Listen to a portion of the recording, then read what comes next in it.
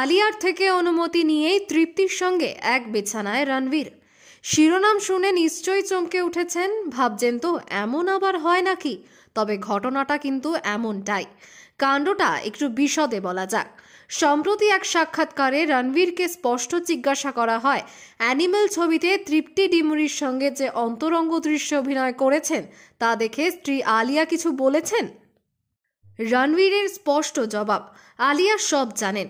এমনকি এই দৃশ্যে অভিনয় করার আগে আলিয়া আমাকে অনেক টিপস দিয়েছিলেন। রণবীরের কথায়, আমার আর আলিয়ার মধ্যে কোনো কিছুই গোপন নেই, আমরা সব বিষয়ে কথা বলি। আলিয়াকে আমি জানিয়েছিলাম অ্যানিমালের এই যৌন দৃশ্য নিয়ে আমি খুব টেনশনে রয়েছি। আলিয়াই আমাকে সাহস জুগিয়েছিল। অ্যানিমালের এই অন্তরঙ্গ দৃশ্য নিয়ে কয়েকদিন আগে মুখ খুলেছিলেন তৃপ্তি ডিমরিও। তৃপ্তির কথায়, অভিনেতার কাজই হলো চ্যালেঞ্জ নেওয়া, আর আমি সেই চ্যালেঞ্জ নিয়েছিলাম।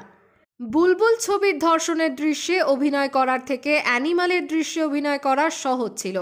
রণবীরের সঙ্গে নগ্ন দৃশ্য শুটিং করার সময় ঘরে শুধু রণবীর, আমি, পরিচালক আর ক্যামেরাম্যানরাই ছিলাম। বারবার রণবীর আমার কাছে জানতে চেয়েছিল আমি ঠিক আছি কিনা।